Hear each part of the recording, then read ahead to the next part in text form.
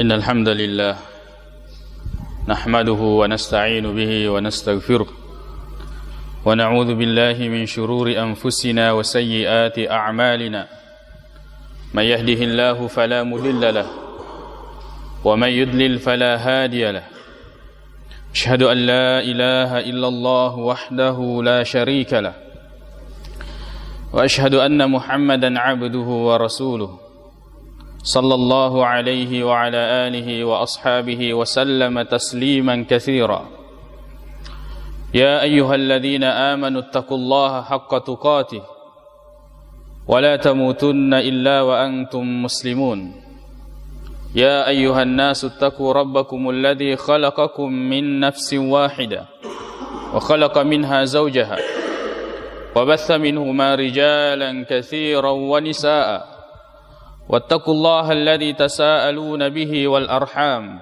إن الله كان عليكم رقيبا يا أيها الذين آمنوا اتقوا الله وقولوا قولا سديدا يصلح لكم أعمالكم ويغفر لكم ذنوبكم ومن يطع الله ورسوله فقد فاز فوزا عظيما أما بعد فإن أصدق الحديث كتاب الله وخير الهدي هدي محمد صلى الله عليه وسلم وشر الأمور محدثاتها فإن كل محدثة بدعة وكل بدعة ضلالة أما بعد.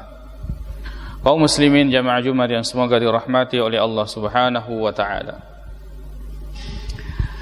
Hadis riwayat Bukhari dan Muslim dari sahabat Nabi sallallahu alaihi wasallam Abi Sa'id Al-Khudri radhiyallahu anhu. Maka dia Nabi Muhammad sallallahu alaihi wasallam kana fi man kana qablakum,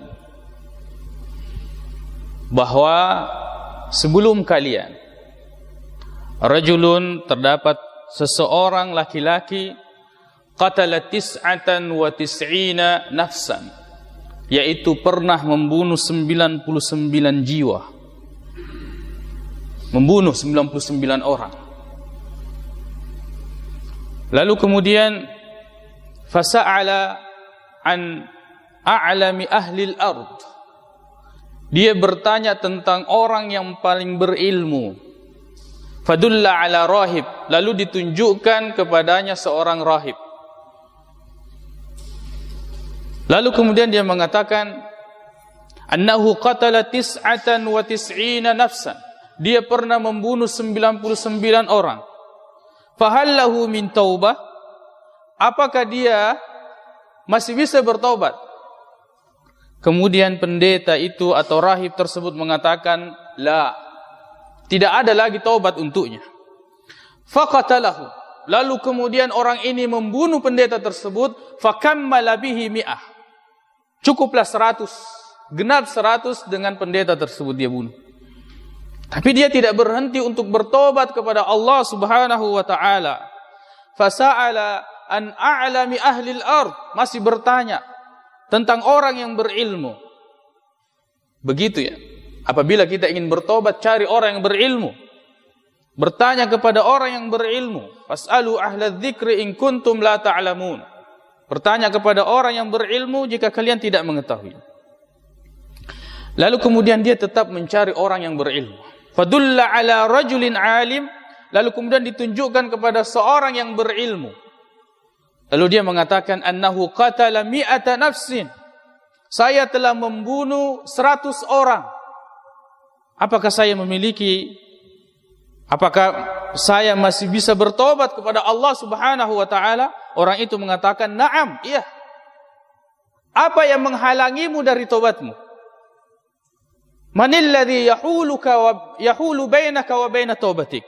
Apa yang menghalangi engkau dengan tobatmu? Intalik ila ardi kadza wa kadza, kamu berangkat pergi ke negeri ini dan ini. Sebutkan ciri-cirinya.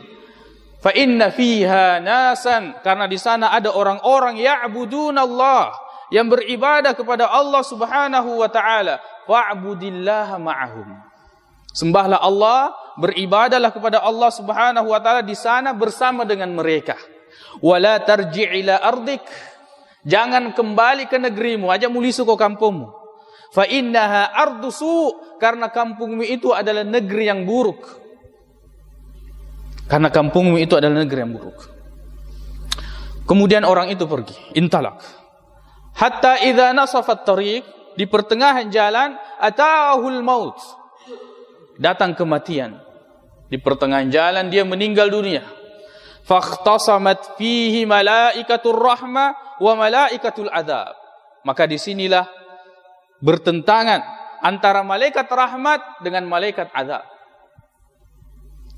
Qala malaikatur rahmah, malaikat rahmat mengatakan, jaa taiban muqbilan qalbihi ila Allah.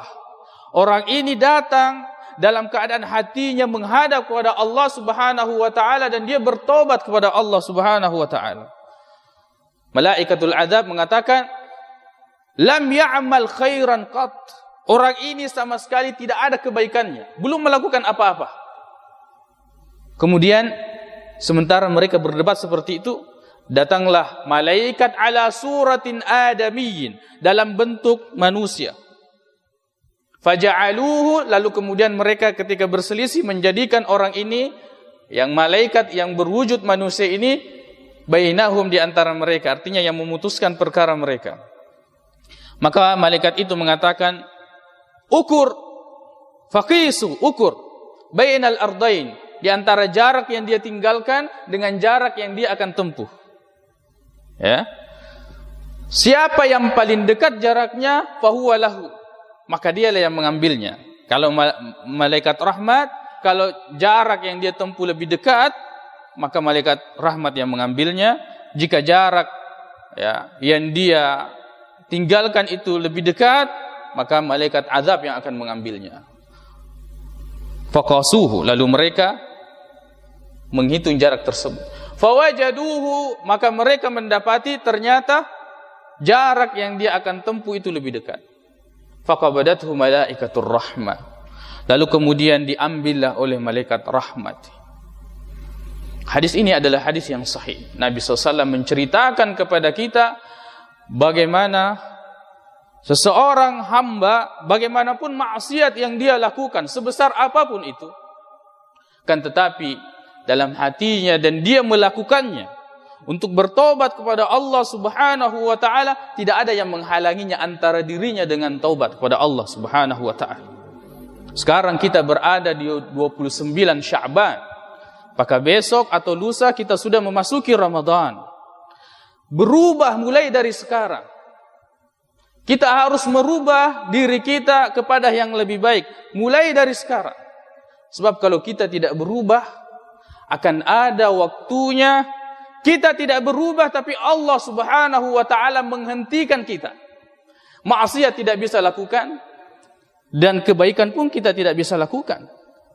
Berubah mulai daripada sekarang.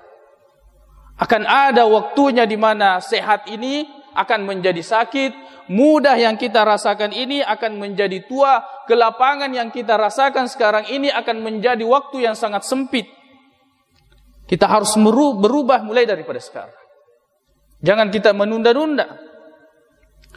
Dan menyambut Ramadan, sebagaimana para khatib mengingatkan atau ceramah-ceramah memberikan persiapan Ramadan, maka saya ingin memberikan persiapan Ramadan untuk diri saya dan kita semua. Satu ayat di dalam Al-Quran, surah Ar-Ra'd ayat 11, Allah mengatakan, innallaha la yughayyiru ma biqaumin hatta yughayyiru ma bi anfusihim. Sesungguhnya Allah tidak akan merubah, tidak akan ada yang merubah ma biqaumin, apa yang ada pada satu kaum. Jadi kalau yang ada pada kita adalah kesengsaraan, selamanya akan sengsara. Yang ada pada kita adalah penyakit, selamanya akan sakit. Yang ada pada kita adalah kesempitan hidup, selamanya akan sempit. Hatta yughayyiru, sampai dia merubah ma bi anfusihim, apa yang ada pada dirinya. Kalau kita ingin berubah, rubahlah apa yang ada pada diri kita. Sebab Allah tidak akan merubah sampai kita yang berubah. Apa yang ada pada diri kita sekarang ini? Maksiat, rubah. Kesyirikan, rubah. Dosa, rubah. Kebiasaan buruk, rubah. Akhlak yang buruk, rubah. Salat yang malas kita laksanakan, rubah. Ibadah yang kurang kita laksanakan, rubah menjadi ibadah yang banyak. Salat sunnah yang malas kita kerjakan, rubah. Bacaan Al-Quran yang masih sedikit kita baca, rubah. Salat malam yang mungkin tidak pernah kita dirikan, rubah. Sedikit demi sedikit kita merubah. Sebab Allah tidak akan memberikan perubahan sampai kita merubah diri kita. Terutama yang paling besar yang harus kita rubah adalah kesyirikan. Mapadua lorifang Allah subhanahu wa ta'ala. Betul-betul jangankan merubah. Kalau kita melakukan kesyirikan, semua amal ibadah tidak akan diterima oleh Allah subhanahu wa ta'ala. Jangan kemudian orang mengatakan, makanya dia piga hidayah. Kamu tuh matu nasi pole wetu. Belum ada hidayah. Siapa yang mengatakan tidak ada hidayah? Setiap waktu kita dipanggil oleh Allah subhanahu wa ta'ala. Wallahu yad'u ila daris salam. Allah mengundang kalian kepada surga. Undangan Allah ini umum. Terbuka untuk siapa saja. Orang kafir, orang musyrik, orang fasik, ahli maksiat, orang beriman, orang baik, orang tidak baik, orang sibuk, orang yang tidak memiliki kesibukan. Undangan Allah terbuka untuk umum. Allahu yad'u ila daris salam. Masalahnya adalah apakah kita memenuhi panggilan tersebut. Dipanggil salat berjamaah misalnya, dibilang belum ada hidayah. Bagaimana tidak ada hidayah? 5 waktu. Bukan cuma satu speaker masjid yang kita dengar. Bersahutan. Menara speaker masjid yang kita dengarkan. Belum lagi HP yang mengingatkan kita tentang waktu salat. Kemudian kita mengatakan hidayah itu belum datang. Bagaimana mungkin setiap waktu kita dipanggil hayya 'alas shalah, mari salat. Lalu kemudian kita tidak memenuhinya, kemudian kita mengatakan hidayah belum datang. Hidayah selalu datang. Hidayah lebih banyak, lebih sering mendatangi kita daripada potensi maksiat. Apakah kita memikirkan bahwa orang yang melakukan maksiat kemudian tidak ada hidayah itu? Selalu bertentangan di dalam hatinya. Ketika seseorang ingin melakukan sesuatu yang buruk, bertengkar ini. Antara kebaikan malaikat yang mengingatkan kita kepada kebaikan dengan syaitan yang selalu membisikkan kita kepada maksiat dan keburukan. Maka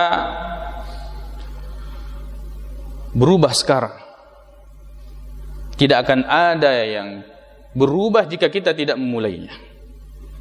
Itulah firman Allah subhanahu wa ta'ala, innallaha la yughayyiru ma biqaumin. Allah tidak akan merubah apapun yang sedang dialami satu kaum hatta yughayyiru ma bi anfusihim, sampai dia merubah apa yang sedang dia lakukan. Kalau dia bergelima maksiat harus bertobat. Kalau dia di atas kesalahan, harus dia bergeser dari kesalahan tersebut. Seperti itulah Allah subhanahu wa ta'ala meletakkan bagaimana seseorang itu bisa berubah. Tapi paling mudahnya, atau di antara rukun berubah itu, yang pertama adalah al-i'tiraf. Pertama kita harus mengaku salah dulu. Tidak terbayangkan orang yang bisa bertobat kalau dia tidak memiliki pengakuan bahwa dia melakukan dosa dan maksiat. Harus al-i'tiraf. Ya Allah, saya ini lama hidup, lama menikmati rezeki yang Engkau berikan, tapi maksiat, dosa, kesyirikan, memakan sesuatu yang haram, bermuamalah dengan muamalah yang haram, meminum yang haram, memakai sesuatu yang haram, melihat yang haram, mendengarkan yang haram. Al-i'tiraf. Kita harus akui itu di hadapan Allah subhanahu wa ta'ala. Mengakui di hadapan manusia tidak bisa memberikan kita ampunan. Baik di depan manusia tidak bisa memberikan jaminan kepada kita bahwa kita akan masuk surga dan dibebaskan dari api neraka. Di hadapan Allah, di keheningan malam, di dalam sujud kita mengakui al-i'tiraf, bahwa kita adalah hamba yang penuh dengan dosa dan maksiat, terutama sebelum memasuki bulan Ramadan. Sekarang waktu begitu cepat berlalu. Ya, tahun itu bergerak begitu cepat seperti hitungan bulan. Dan bulan ini dengan cepatnya seperti hari. Hari bergerak cepat seperti jam. Dia diseding, kita tidak rasa. Datang Ramadan lagi, Ramadan seterusnya. Dan keadaan kita masih begini-begini saja. Dan jangan kita menganggap bahwa Ramadan adalah waktu yang akan kita lewatkan seperti kita melewatkan 11 bulan yang lalu. Rugi kita. Sebab belum tentu dan tidak ada jaminan kita akan mendapatkan Ramadan yang selanjutnya. Kalau promo, ada diskon, kita betul-betul berdesak-desakan untuk itu. Kalau minyak misalnya kita dapatkan yang murah, kemudian kita rela antri begitu panjang. Kenapa di bulan Ramadan ini? Promo habis-habisan, amal, lakukan ini berlipat ganda. Puasa, harta yang kita keluarkan, bacaan Al-Quran, salat sunnah yang kita laksanakan, ibadah-ibadah di bulan Ramadan ini, betul-betul Allah Subhanahu wa ta'ala lipat gandakan. Kenapa kita? Dan tidak antri. Kenapa kita tidak memanfaatkannya? Aqulu qauli hadza wa astaghfirullah li wa lakum.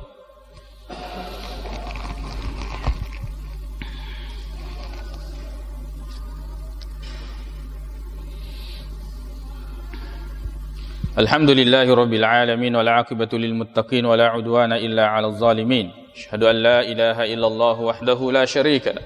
Wa asyhadu anna Muhammadan 'abduhu wa rasuluh sallallahu alaihi wa ala alihi wa ashabihi wa sallama tasliman katsira. Amma ba'd. Kaum muslimin jamaah Jumat yang semoga dirahmati oleh Allah Subhanahu wa taala. Bulan Ramadan adalah bulan penggugur dosa. Man shama Ramadhana imanan wa ihtisaba ghufira lahu ma taqaddama min dhanbi. Siapa yang berpuasa bulan Ramadan diampuni dosa-dosanya yang telah lalu. Man qama Ramadhana imanan wa ihtisaba ghufira lahu ma taqaddama min dhanbi. Siapa yang mendirikan salat qiyamul lail atau tarawih di bulan Ramadan, maka diampuni dosa-dosanya. Kemudian siapa yang berpuasa? Ini keutamaan puasa. Allah Subhanahu wa ta'ala menjauhkan wajahnya dari api neraka 70 kharifan. Sejauh 70 tahun perjalanan.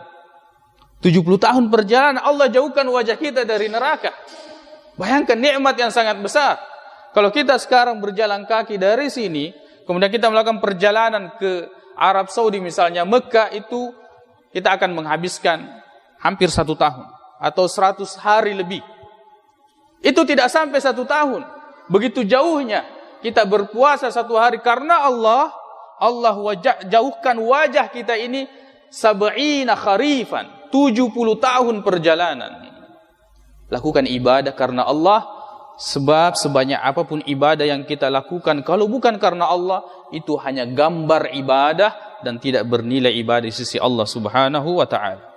Yang paling penting sebelum memasuki bulan Ramadan adalah niat.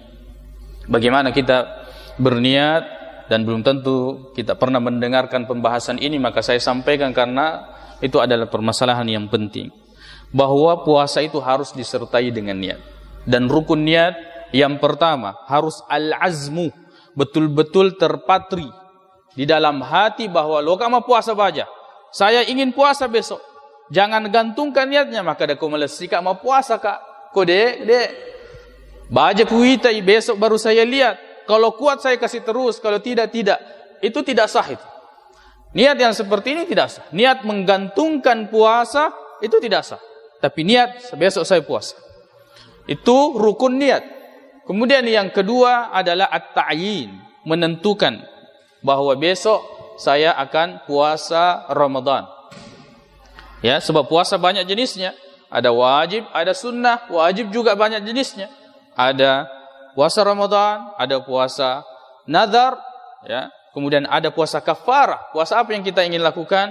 Puasa Ramadan. Kemudian yang ketiga adalah at-tabyit. Harus niatnya di malam hari. Seandainya ada orang yang bangun kesiangan, tidak sahur, kesiangan, dia tidak niat, maka dia tidak boleh berniat di siang hari atau di pagi hari. Tidak boleh. Jadi niat itu di malam hari harus kita lakukan. At-tabyit. Ya, kemudian ketika seseorang sudah bangun sahur, itu tandanya bahwa seseorang itu sudah berniat. Tinggal dia di dalam hatinya, ya, menentukan puasa Ramadan, kemudian memastikan bahwa besok dia akan puasa. Sebab tidak ada orang yang bangun kemudian dia tidak sadar makan sahur.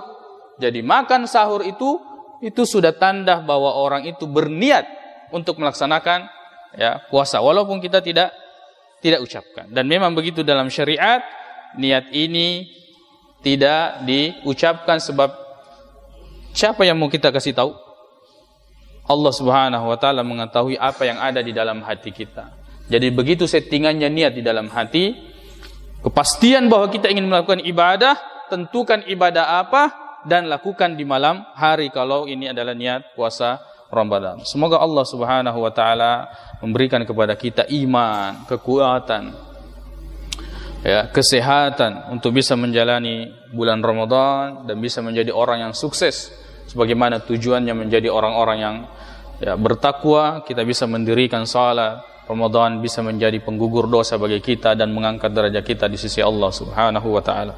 Allahumma ighfir lana dhunubana wa israfana fi amrina wa tsabbit aqdamana wansurna 'alal qaumil kafirin. Allahumma ighfir lil muslimina wal mu'minat wal muslimina wal muslimat wal mu'minina wal mu'minat al ahya'i minhum wal amwat innaka samii'un qaribun mujibud da'wat.